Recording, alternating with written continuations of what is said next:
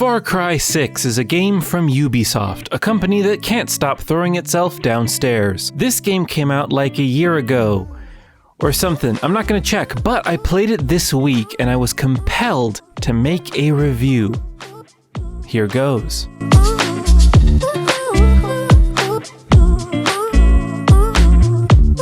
I don't know if this game is good.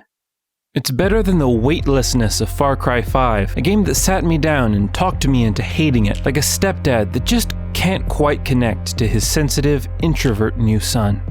Whereas that game had you play as one of several clay effigies of a person who hates fashion, this game has a protagonist, Dani Rojas. She's fine, annoying early on, but she can kill things good and has a haircut I don't normally see on player characters in shooters, so color me amused. There's also a boy version of Dani in case you want to look like a default RPG character, but I don't, so let's talk about violence. There's a lot of wanton violence in Not Cuba, the game's fictional setting where the politics make about as much sense as the reptile's speed, but more on both of those later. The guns have a hefty weight and strong kickback, and the 3D models look big and cumbersome on the bottom right of the screen.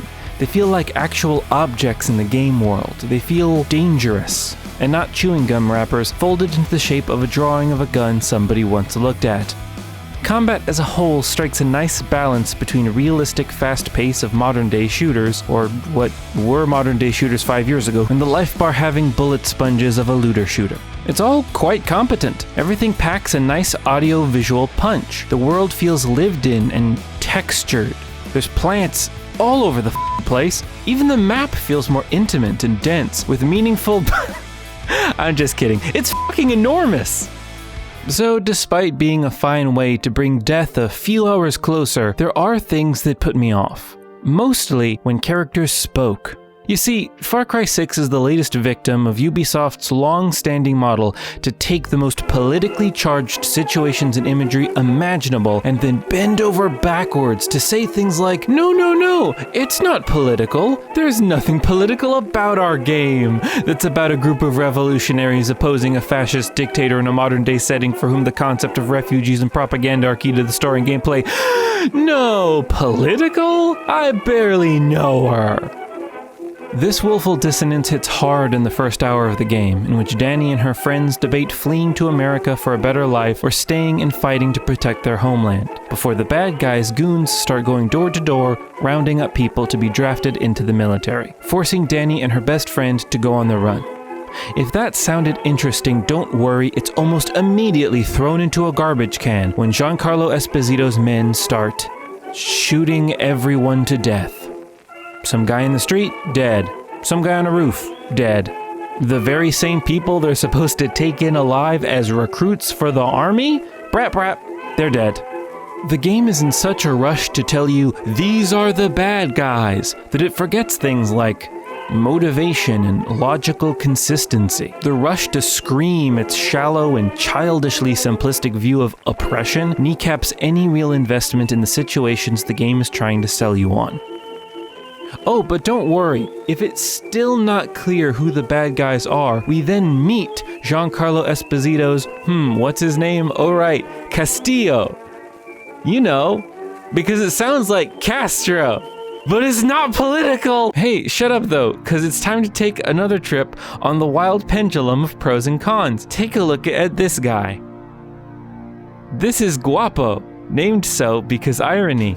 Interestingly, once you're out of the slow verbal purgatory of the opening, the game wastes no time in giving you an adorable reptilian companion, one who's always right behind you. Does this completely break the tone of the game up until this point? Yes. But was it the first interesting thing that happened in the game? I mean, it's an alligator in a jacket that you can pet and feed sausages to. Few things are as interesting as that. It was here that I hoped my experience might take a brighter turn, as the sillier aspects of the story, characters, and new game mechanics started to show up. I figured my time in Not Cuba might be rewarded after all. Then I kept playing, and it was fine. It was all just fine.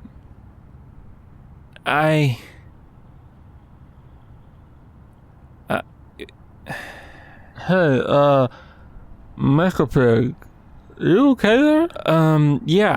Yeah, where was I? After doing a few missions where I followed around a person and looked at some things, and then I shot some things, and then you shoot some more things, and then you follow a person, and they tell you more things to shoot. What are you doing? Shoot. We'll follow things. Drive, shoot. Oh gosh, oh dear, it's true. I came as soon as myself from the future warned me this would happen. What? Watch this. Hello, Mecha Pig. Could you tell us about the crafting system?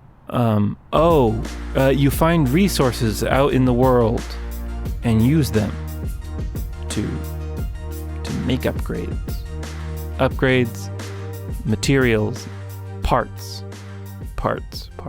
What? Goodness, Petunius, it's worse than I thought. He has mediocritis. Forgive me for impeding myself here, but what? Better. Well, you see, he thought about an entirely average piece of media for too long, and now his brain is stuck.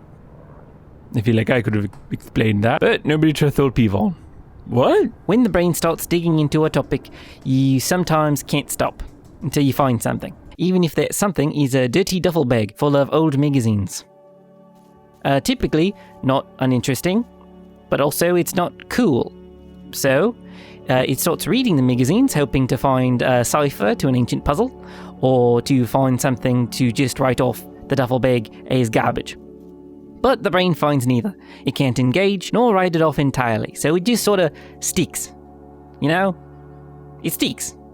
It gets stuck. Your friend is stuck. That does not sound like a real disease.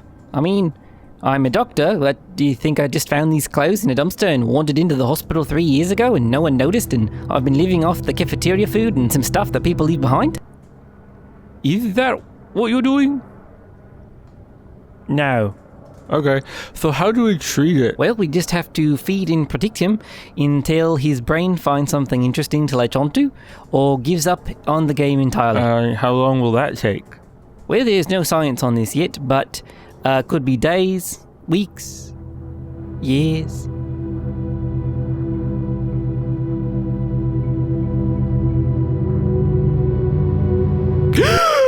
You can jump off your horse, and the horse keeps going, and can smash into things and blow them up like a horsey missile, and then be fine afterwards. Well, that didn't take long at all. Oh, hey guys. Oh, cool. What's happening?